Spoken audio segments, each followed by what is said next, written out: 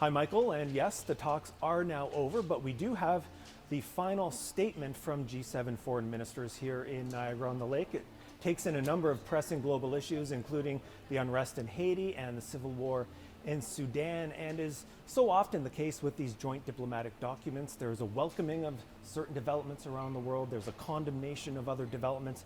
There's also a reiteration of what G7 countries have already been working on over the past year.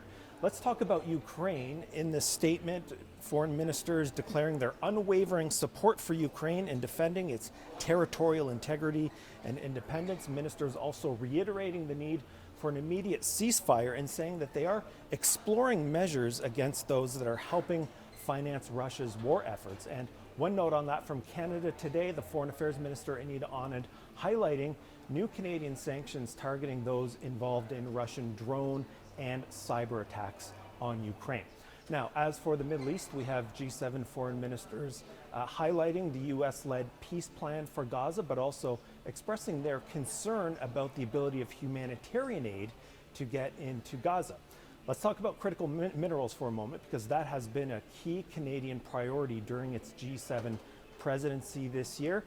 The G7 foreign ministers today talking in positive terms about recent US-China trade talks that might lead to a loosening up of Chinese exports of rare earth minerals. Now, on the wider economy, we didn't hear anything about tariffs in this document. Instead, we heard about a need for countries to have collective economic resilience.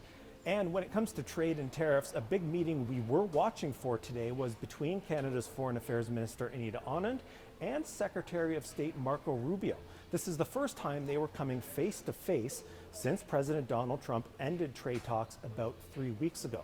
Now, Anand says they talked about Haiti, they talked about Ukraine, the Arctic, and they talked about the Middle East. She says these are all issues that a lot of Canadians have a lot of concern about.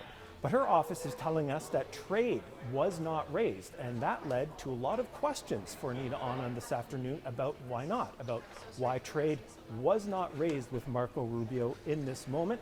The answer from Anita Anand was that that is the portfolio of Canada-US Trade Minister Dominic LeBlanc, and that she is respectful of her colleagues' portfolios.